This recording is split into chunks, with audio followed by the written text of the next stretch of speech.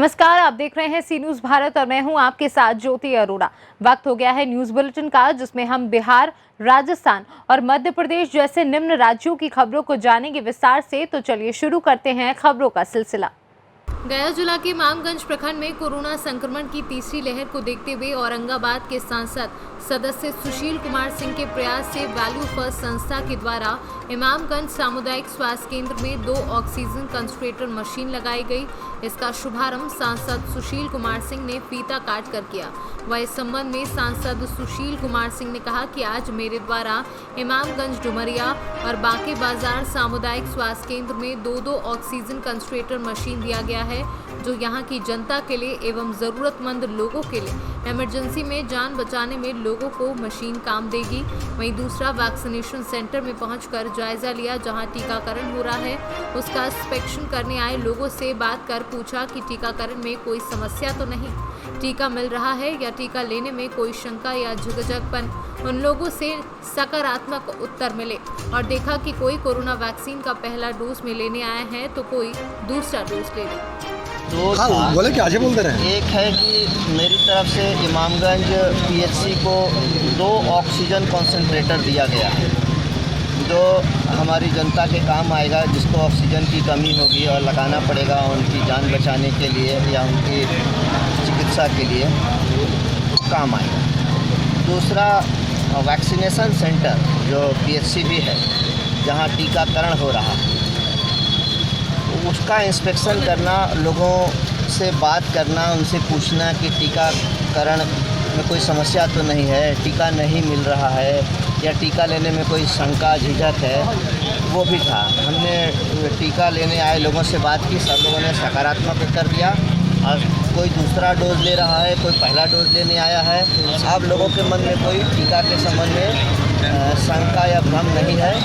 अब लोग बड़ी संख्या में टीका लेने आ रहे हैं। यहाँ अस्पताल में टीका है भी, टीकाकरण हो भी रहा है। ये भी एक कार्यक्रम। इमामगंज हॉस्पिटल में और रानीगंज में कई समस्यात्मक हैं, लोग यहाँ बताए भी हैं, इसको लेकर क्या आप कुछ अवगत कराएंगे? इमामगंज, रानीगंज या डुमरिया या बांके बाजार, हर जगह हॉस्पिटल में कुछ न कुछ समस्या है। कहीं बाउंड्री वॉल नहीं है, कहीं डॉक्टर पदस्थापित नहीं है जितना होना चाहिए, जो सैंक्शन स्ट्रेंथ के अगेंस्ट में। उस सब के लिए सरकार का ध्यान आकृष्ट कराएंगे, सरकार को पत्र लिखेंगे ताकि यहाँ डॉक्टर का पदस्थापन हो, बाउंड्री वॉल का निर्माण हो, बाकी कोई कमी हो तो वो भी हो, इसका प्रयास होगा। गया से सी न्यूज संवाददाता अशोक शर्मा की रिपोर्ट। गया जिला के बोधगया थाना क्षेत्र के खिरियावा गांव में बीते 17 जुलाई को शाम में दुकान के कंपटीशन को लेकर मारपीट हो गई। दबंगों ने सूर्यपुरा गांव के रहने वाले पृथ्वी पासवान को मारपीट करने का आरोप लगाकर झूठे केस में फंसा दिया है। आपके साथ मामला क्या है? मामला ये है सर कि हम लोग दुकान देके बैठे हैं, तो कहता है रमीन सिंह की दुकान काहे देती हो, बंद करो। हम चप्पल के दुकान दिए हैं, देवर मेरा सीमेंट छड़ के दिए हैं, इसीलिए कहता मेरा छड़ सीमेंट की दुकान है, तुम लोग नहीं दे सकता है। दलित जात होके तुम लोग दुकान पर बैठेगी, हम लोग के खेत में काम करो। ये बात कौन बोला?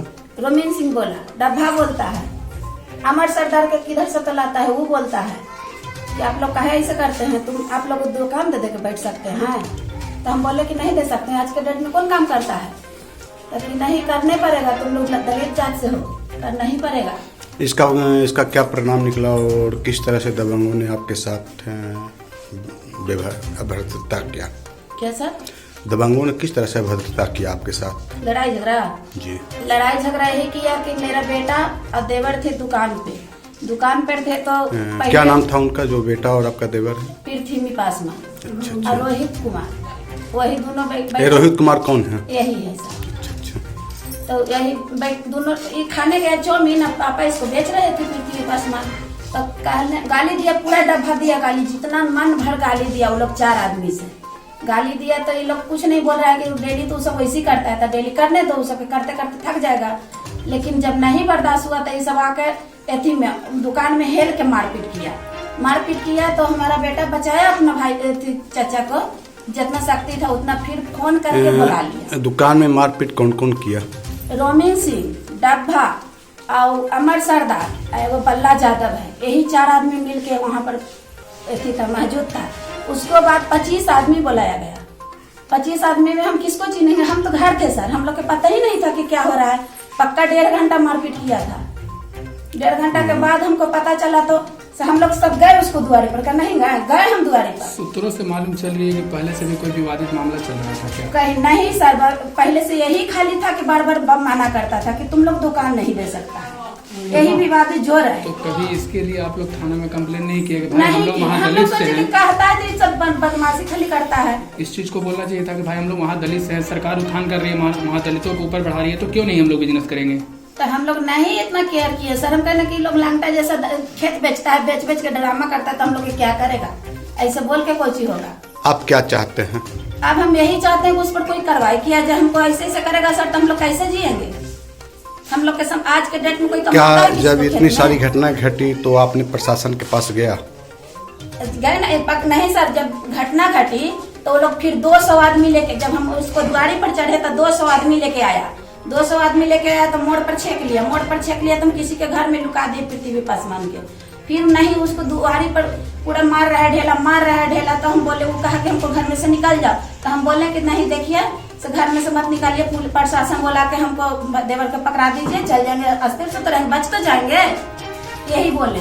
तो फिर प्रशासन बुलाया कि नहीं बुलाया वो हम नहीं जानते हैं, लेकिन प्रशासन आया, प्रशासन पकड़ के पृथ्वी पासवान के ले गया। तो फिर चल गए तो फिर जो डफा हुआ था तो फिर गया थाना में कि तुम जल्दी कल प्लेन करो, कहे हम लोग के केस किए हैं, तुम कल प्लेन करेंगे।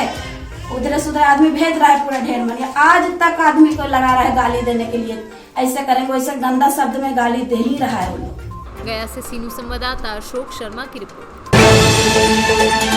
इंद्रगढ़ पुलिस ने मोटरसाइकिल चोरी व ट्रक की बैटरी चोरी करने के 2 आरोपियों को गिरफ्तार कर लिया है। सर ये क्या मामला था? अभी एक नंद भंवर करके फरियादी था, उसने 23 तारीख की रिपोर्ट दर्ज कराई थी थाने पे कि मेरे बैटरी चोरी हो गई है, रात में कोई अज्ञात व्यक्ति बैटरी चुरा के ले गए हैं। इस पर हमने चोरी का प्रकरण दर्ज किया और इस पर एक टीम का गठन किया। विजेंद्र जी वगैरह, कमलेश सेठ साहब वगैरह, उनके नेतृत्व में उन्होंने काफ़ी प्रयास के बाद में 2 व्यक्तियों को डिटेन किया जो सस्पेक्टेड थे। एक का नाम तो शादाब और एक का साहिल। दोनों व्यक्तियों से पूछताछ करने से मालूम चला कि बैटरी इन लोगों ने चुराई है। उसके बाद में उनसे काफ़ी डिटेल में पूछताछ, गहरे से पूछताछ की गई तो इन लोगों ने पूर्व में भी काफ़ी मोटरसाइकिल्स वगैरह चोरी की है। 4 मोटरसाइकिल इन लोगों से बरामद की गई है। और शादाब जो है, इसके खिलाफ कोटा में भी पूर्व में चोरी के प्रकरण दर्ज हो रखे हैं और काफ़ी प्रयास के बाद में चोरी के प्रकरणों में सफलता प्राप्त की गई। सर बैटरियाँ कितनी पकड़ी हैं इनके पास? एक बैटरी मिली है। राजस्थान से सीनू संवाददाता राकेश बूंदी की रिपोर्ट।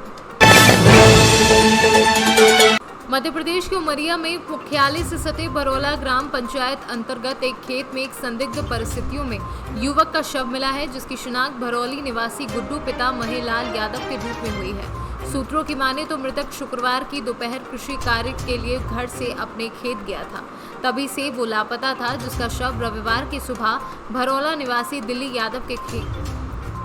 यादव के खेत पर संदिग्ध अवस्था में मिला है, जिसकी सूचना परिजनों ने पुलिस को दी है। इस मामले में मौके पर पहुंची पुलिस ने आवश्यक कार्यवाही कर शव को कब्जे में लेते हुए पोस्टमार्टम के लिए भेज दिया है। संदिग्ध परिस्थितियों में शव मिलने के बाद लोगों में चर्चाओं का दौर भी जारी है। जहां कुछ ग्रामीणों ने हत्या का अंदेशा जताया है, वहीं कई ग्रामीण भारी बरसात में डूबने से मौत होने की बात कह रहे हैं। बहरहाल पुलिस इस मामले में फिलहाल ज्यादा कुछ भी कहने को तैयार नहीं है और पोस्टमार्टम रिपोर्ट आने का इंतजार कर रही है। नंदूलाल यादव नाम के ग्राम जो भरोला है, लोड़ा है, वहीं के निवासी रहने वाले हैं। इनके द्वारा चौकी सिविल लाइन में सूचना दी गई कि ये गुड्डू यादव पिता महेश यादव 27 वर्ष है इनकी उम्र। इनका शव उन्हीं की मेड़ पर पड़ा हुआ मिला है, तो इस पर तत्काल मर्ग कायम करके जांच में लिया गया है। ये अब जांच का विषय है। पीएम रिपोर्ट आने पर ही पता चलेगा कि उनकी मृत्यु का क्या कारण है और किन परिस्थितियों में हुई है मृत्यु। उमरिया से सीनू संवाददाता केजी पांडे की रिपोर्ट। रुदौली के गौरिया मऊ गांव में गौ माता की पचकी बल्लम मारकर गौरिया के एक व्यक्ति द्वारा कर दी गई हत्या। ग्रामीणों का कहना है कि गौ माता का शव 3 दिन से खुले में पड़ा है, जिनकी कोई भी सुध लेने वाला नहीं था। ग्राम प्रधान की शिकायत पर कोतवाली में उप निरीक्षक केपी यादव आए एक व्यक्ति को कोतवाली तक ले गए और शाम तक उसको छोड़ दिया। उप निरीक्षक केपी यादव ने गौ माता का अंतिम संस्कार तक नहीं करवाया। शव को ज्यों का त्यों छोड़कर चले गए और अपने उच्चस्थ अधिकारियों को झूठी खबर भेज दी कि गौ माता के शव का अंतिम संस्कार करवा दिया है, जबकि शव ऐसे ही सड़क के किनारे पड़ा था जिसको कुत्ते व चील नोच कर खा रहे थे। उप निरीक्षक केपी यादव की ये कार्यशैली पूरे पुलिस विभाग को शर्मसार करने वाली है। अपने वहीं ग्रामीणों का कहना है कि मुख्यमंत्री योगी आदित्यनाथ के गौवंशों की रक्षा के लिए चलाए जा रहे तमाम अभियानों पर रुदौली कोतवाली के उप निरीक्षक केपी यादव पलीता लगाने में कोई कसर नहीं छोड़ रहे हैं। अयोध्या से सी न्यूज़ संवाददाता सुनील तिवारी की रिपोर्ट।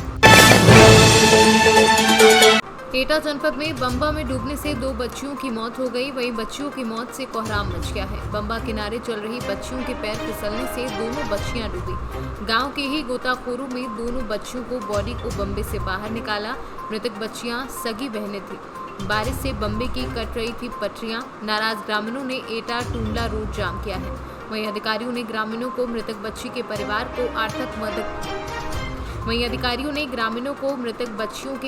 को आर्थिक मदद का भरोसा दिया है और समझा बुझा कर जाम खुलवाया है। घटना की जानकारी होने पर पुलिस और प्रशासन के अधिकारी मौके पर पहुंचे। क्या नाम है आपका? तेज सिंह। क्या मामला हुआ है? नाले में लड़की डूबी मर गई, राह सकी जी। और 11 बजे तो फोन कर रहे, पुलिस वाले फोन कर रहे, प्रधानी फोन कर रहे, पर साहब नहीं आ रहे। SDM साहब नहीं आए थे? अब आपने यहाँ पर जाम किस लिए लगाया था? इसीलिए लगा, सुनता जाके मैं लगाऊंगा। अधिकारी नहीं सुन रहे थे इसलिए लगाया है। सर, आज रुद्रपुर गांव में आपका दौरा हुआ है, क्या मामला है? तो क्या 2 बच्चियां हैं, नीरू और रानी नाम से जी। वो जो है नाले में डूब के उनकी मृत्यु हो गई है। तो उसी के निरीक्षण के लिए मैं यहाँ पर आया हूँ गाँव में। और जो पिछले 2-3 दिवस में भारी बारिश हुई है, उसके कारण जो है वो रास्ता कट गया है और वहाँ पर काफ़ी बड़ा गड्ढा हो गया है जिसमें बच्चियाँ डूब रही थी। तो भी आश्वस्त किया है कि उस रास्ते को जो है उसकी मरम्मत करा के पानी निकासी का एक उचित माध्यम बनाया जाएगा अभी यहाँ पर। उसके अलावा जो भी प्रशासनिक मदद की जा सकती है, किसी प्रकार का अगर किसी सरकारी योजना में इनको लाभ मिल सकता है तो वो दिया जाएगा। और अगर किसी तरह का आवंटन किया जा सकता है कृषि या फिर आवासीय, तो वह भी ज़रूर दिया जाएगा। एटा से सी न्यूज़ संवाददाता राघवेंद्र अग्रिया की रिपोर्ट। इस न्यूज़ बुलेटिन में फिलहाल के लिए इतना ही। देश दुनिया की तमाम बड़ी खबरों के लिए आप देखते रहिए सी न्यूज़ भारत।